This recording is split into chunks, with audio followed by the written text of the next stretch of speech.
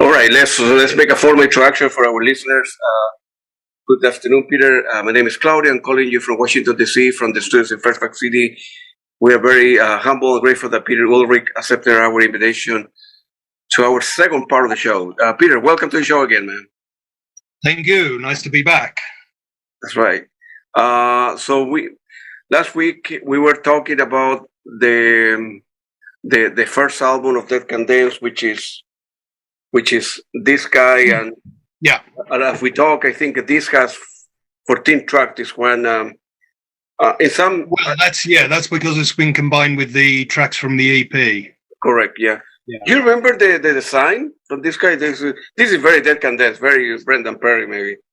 Yeah. So it's an Indonesian mask that Brendan found the illustration of, and I think we discussed in the last part of the interview what the meaning that came behind the name of Dead Can Dance. So that was just another way of illustrating it. Yeah. Was it difficult at the beginning to? One way, right? You are a small band. Not many people in the world know you. You're not much money coming in, so you couldn't afford to buy new equipment, and then get better over time. So it's if you spend the money, right, to buy a lot of equipment, nobody go to see you, then it's a waste, right? But as it's eventually, right, you're getting better, and the record labels say, okay, this is good for now. Here's, I don't know, £5,000 or whatever it was at the time, and you end up buying like I think a Yamaha 6.5 music computer and so forth, right? So yeah, it wasn't quite like the record company came and gave us money. It was we then once the first album came out, we were able to sign a publishing deal with the Beggars Banquet group, which was a sort of umbrella group that 4AD came under. And so we got an advance sum of money on the publishing side of the music from them. And that gave us the money to buy a few bits of equipment. So up to that point, I was still using the drum kit that I'd had when I was a kid in my bedroom at home. Wow. And Brendan was using a cheap copy guitar that he'd had for donkey's years. Lisa was using a Yang Chin Hammond dulcimer that she'd bought in a junk shop for 30 quid. Wow. It was, we didn't have money, and we were using very basic equipment. We were using oil drums that we salvaged from scrap heaps as percussion and stuff like that. So it was pretty hand to mouth in the beginning. And then Brendan was very keen to use the money we got from the publishing advance to expand our armory a little bit, and we got a few upgrades.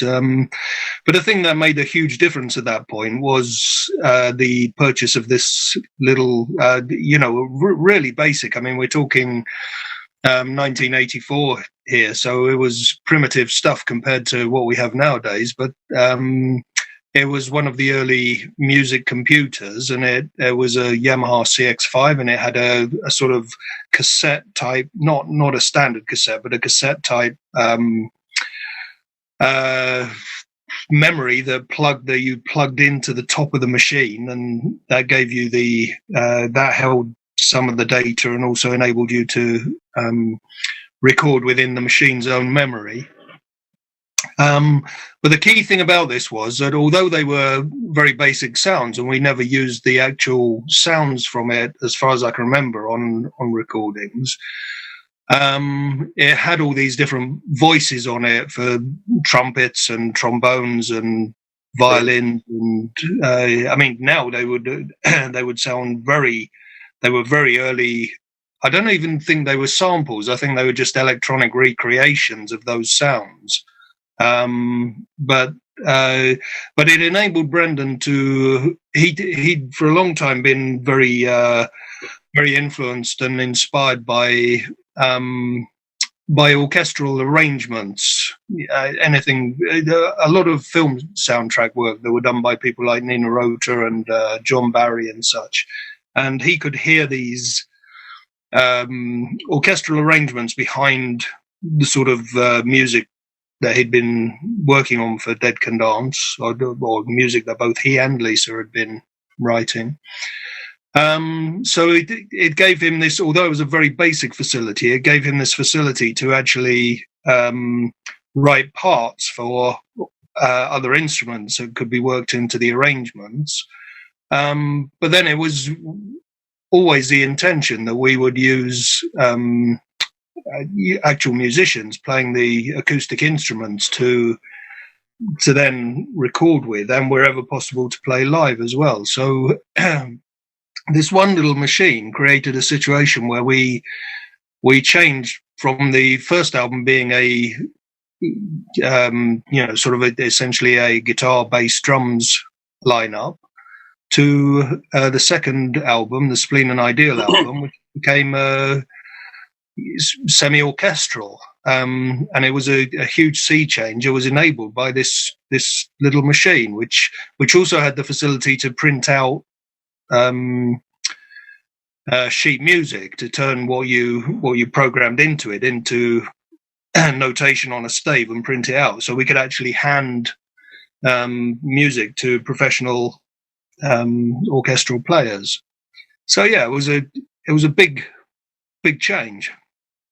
Yeah, big difference. When was the change for eventually the sort of, from Brendan's point of view, or the regular drums were going away to a little bit, to a certain extent, and bringing more electronic rhythm to complement or get rid of the conventional drums? Or well, it was never really an intention to move over to electronic drums as such. It was just the sheer ease of recording, of writing and recording. It just made the whole process a lot more immediate for Brendan in particular, that he could be working at home and sit down and write a drum part on a machine. But when we played live, we weren't using drum machines or electronic drums. We were using he was giving me parts that he'd written to learn to play on the kit, and we sort of moved away from a lot from a standard kit. We still for several tours did use a drum kit, but it was augmented by a lot of additional percussion. And then eventually, by the last tour I did with the band, I don't think we had a drum kit on stage at all. I think it was, as far as I can remember, it was entirely a percussion setup. So it was an evolving thing. But we always, it's like, as I was saying, when he would use this equipment that he was buying to write parts for violins and cellos or whatever.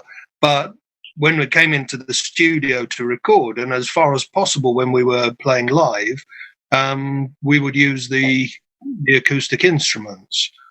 So although we started using some of the electronic keyboards and sampling equipment that was around at the time, we didn't use them in the way that the 80s and early 90s synth bands use that equipment. So if you listen to those bands, they sound of their era, because they were using the sort of leading sounds that everybody was using at that time.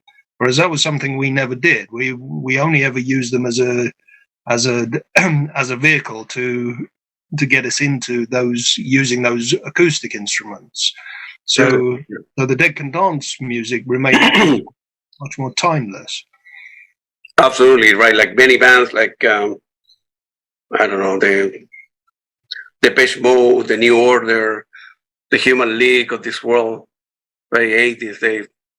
Some never even have a drummer. I mean, they were all program and electronic stuff, and it sounds very different right now. Nowadays, 40 years later, right, 80 to 22, the level of technology is a lot more sophisticated. So they perfection the drum, the sound. And if you don't know looking, you might think you're hearing to a real drums or a real guitar, and not at the time. 40 years ago, right, it wasn't as sophisticated to drum loops or pre-recorded stuff, or many instruments that were already created, programmed in the computer. You press F1, that's a drum, F2, that's a trumpet, F3, whatever, that. No, I mean, all the way through, even after I left, if you look at any footage or photographs from Dead Can Dance concerts right up to the most recent ones, there's always drums and percussion all over the stage. That's right, massive, and always masses of live acoustic instruments. And I was able to find the recording that you mentioned on YouTube, and very very rudimentary. I think it was like a rehearsal session, part 1 and part 2 or whatever. That depends. You might have found an even earlier one from the Bedford Boys Club in the UK, which was done at the sound check. But if you can find the one from 1986 in I always forget whether it was the Bochum or Bremen gig, but it was one of those two, and that's from the actual show itself. Yeah, I was referring to the first one, probably. Yeah, it was. Right. They were. Yeah, they would. Yeah, that was done at during sound check. Yeah, it's unbelievable that though somebody's moving the camera and the sound is not that great, still better, much better than not having anything. So that was a real thing,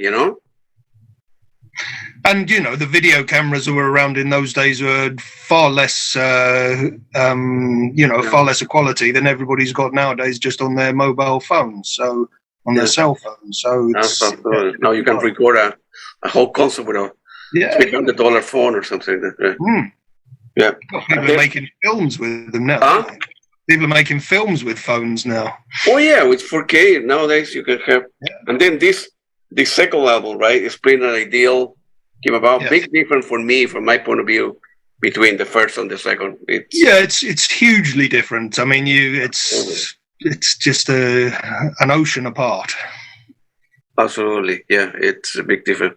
We talk about that. I remember, I think I mentioned that although that was released in '85, it reminded me a lot of the Profundis about Popol Vuh, the German band, right, playing with director Werner Herzog. No, we mentioned that in the last part of the interview, and as I said to you, Brendan actually put me onto Popol Vuh. I didn't know of them before, but he was a big fan, and it was all he was familiar with all the Werner Herzog movies, etc. And so that we definitely accept that as an influence for sure. Yeah, that's a very good band, and with William Fricke. And I think I read in the book that there were some tours. There were many, or perhaps a fair share of technical problems, like computer disks, loading data. Feel free to elaborate on that.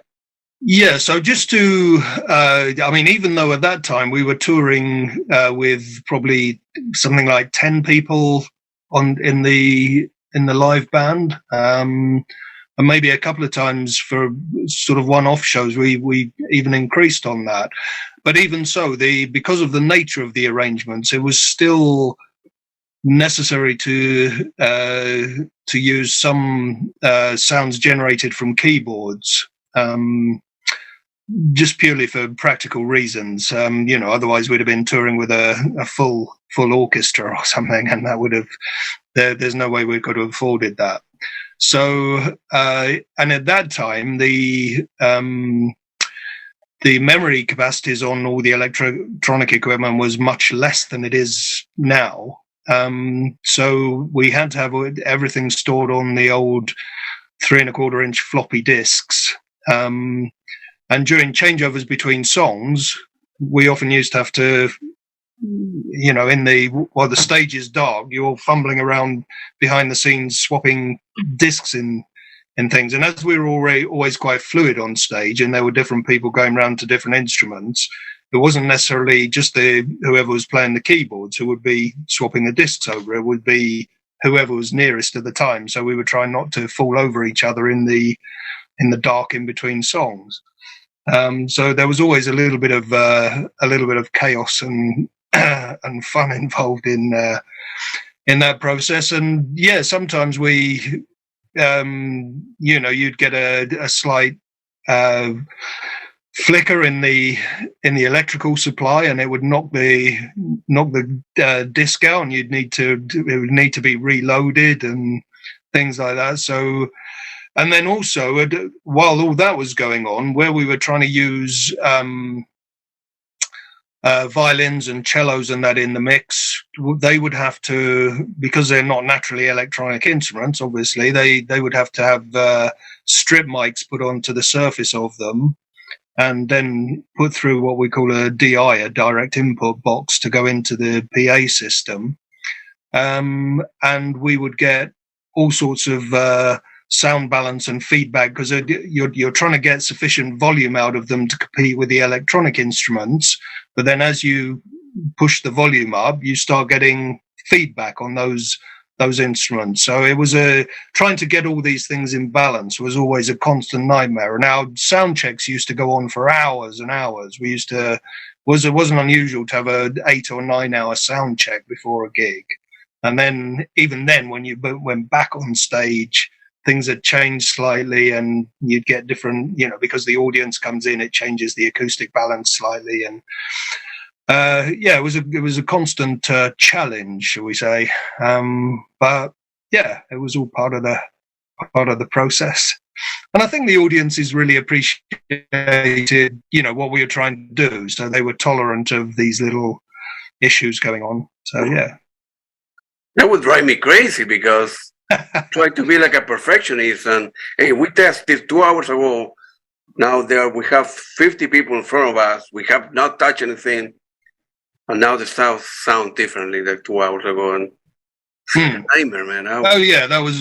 That's. I mean, everyone, every performers have that issue with sound checking, and also, a lot of the time you do if you've got a situation where you've got a main band playing and then maybe 1 or 2 support acts, and you do your sound check, but then you have to clear everything to the back of the stage, and the next band comes on sound checks, and then same process again. So by the time you get back on stage a few hours later, everything's been shifted around several times and supposedly put back in the same places, but it never really quite works the same as it was at the end of the sound check. So that's, everybody has to go. It's not just us. Everybody has to contend with that.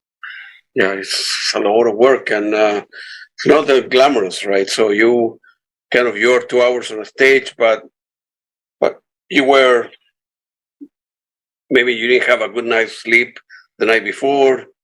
You need to do sound check for 6 hours. You finish the gig maybe at 12. You need to take all the equipment out because you guys didn't have like a crew to help out, and then go to a hotel maybe at 1, 2 o'clock in the morning, and then wake up at 6, 7.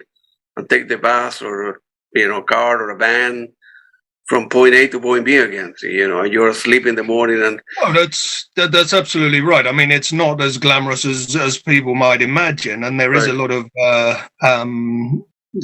sort of very tedious elements to touring. But nevertheless, I think most people who have been in bands and toured would say it's still well worth it, and you have amazing experiences, and those times on stage are fantastic. And every couple of days, few days, you have a day off, and you do get to relax a bit and do a little bit of sightseeing wherever you are. So I don't want to make out we were sacrificing ourselves for the sake of the audience. It was an amazing experience, but yeah, it's not quite as glamorous as it may appear.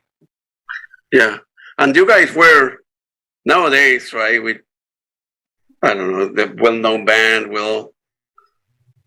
they have roadies, they take the stuff out, they go to a hotel, they drink a cup of beer or whatever, they go to bed, and a limo or picking them up at 10, 11, and very different for you guys. We're all of you in the same 3-meter square van or a bus or whatever.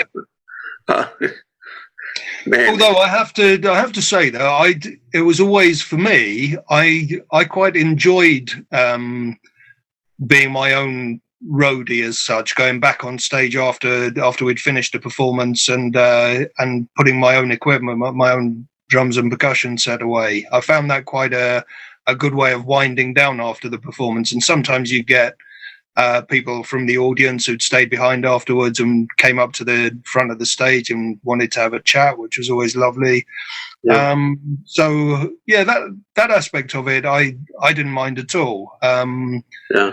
And yeah, I'm never really been one to, just walk off stage and let a road crew completely take over and just sit around. But yeah, I mean, different people have different take on that. But that aspect of it was never a problem for me. I get you. I think after the second album was the time where I think the Bulgarian voices have a dramatic effect on Lisa. Feel free to elaborate on that. Well, I mean, the first hearing them had a dramatic effect on all of us. We were all completely bowled away by the sound of that those voices produce.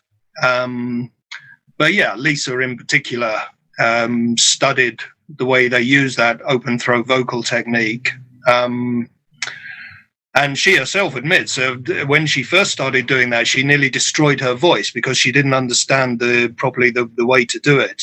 Wow. And so she was putting far too much strain, because obviously when you're taught to sing in sort of the formal style that we tend to know, like operatic singing or whatever, you're always taught to sing from the diaphragm, and the sound comes up from within you, whereas the way the Bulgarian choirs sing it's very much in the throat. But if you don't do it correctly, you put huge strain on your on the muscles in your throat, and if you don't do that right, you can do a lot of damage.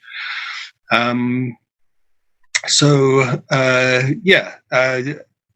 she also didn't want to go, as I understand it, completely over to that style of singing. So she also had to try and keep a mix and a balance in her own natural style, what she'd learnt and developed up to that point, and also bringing in these new elements.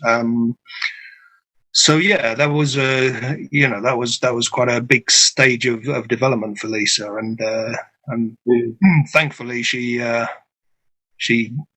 through it without damaging her voice. Yeah, it's amazing.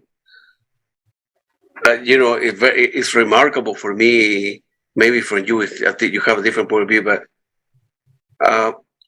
I got to know Dead Can Dance around year. Yeah, I was living here in the United States, so around 2000, something like that, year 2000. Oh, okay. I remember that they went to Chile in 2012 and then 2013. But I moved here in '86 to study, so I was living here, but I didn't know who they were, and so I ended up buying all the records and everything, and I saw the progression. 40 years later now, right, from whatever 85 that album to now 2012, 2022. Her voice and the way she sings is unbelievable, so remarkable. I mean, from these two albums to now, use this weird language and her own language and playing soundtracks and with Hans Zimmer and doing that kind of, it's like, it's amazing. It's amazing. You thought about it at the time, man, this young lady has an unbelievable voice, but 40 years later, it's world class different. I mean, World Cup. Yeah, I think that I think that really happens with everybody. The more you keep playing and listening to other influences and developing. I mean, Lisa is obviously a very good case in point. But I mean, if you listen to the way Brendan's voice has developed over the years, yeah, I should have said that. Yeah, the strength and power of his voice, and yeah, I mean, what I do, my has developed incredibly over the over the years, because you're just constantly absorbing new influences, hearing things that you think, oh wow, that's great, and you try and take a little bit of that into what you do, and you also you also grow in confidence as a performer. I mean, when you start out playing in front of in small clubs and playing in front of small audiences, and then certainly with Dead Can Dance, they've gone on to play some pretty substantial venues, and as you go up the ladder like that, and you play these beautiful venues, your confidence grows as well, and you just everything becomes stronger.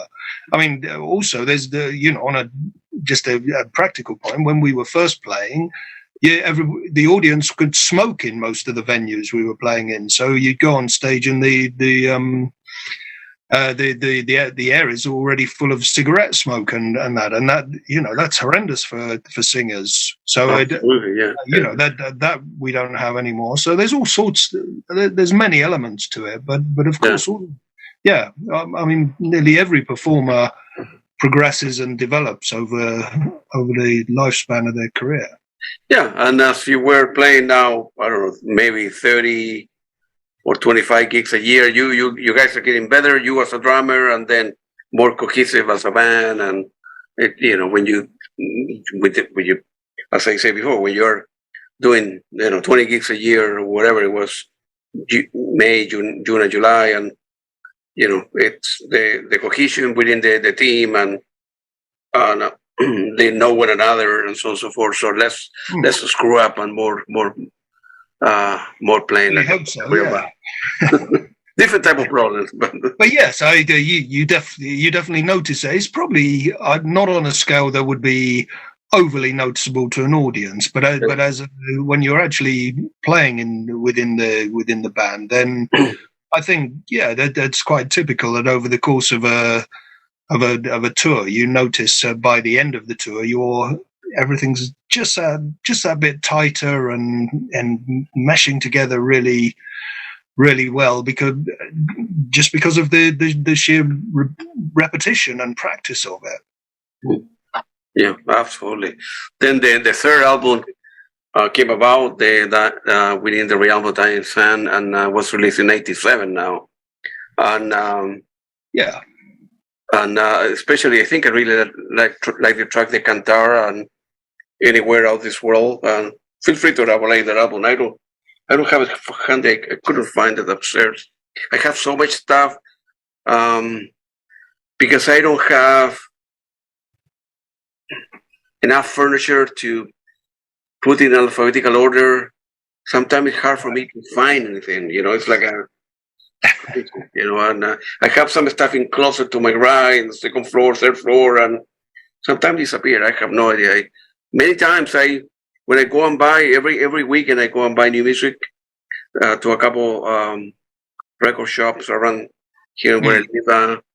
I end up buying the same record 2 or 3 times because I don't remember if I grab it or not. That it's $10. Hey, let's get it, whatever, And then at the end of the year, I have time because work is kind of slow, and so I end up going to my collection again and putting together in alphabetical order. And man, I have 3 versions of this Peter Gabriel, whatever album. All I can say to that is, feel free to buy as many copies as you like of my records. I have to do that. If you want to buy 10 or a dozen of each one, that's fine by me. That would be get the repeated. And so you got to a point where you were more involved in live performance, but less involved in writing and recorder and.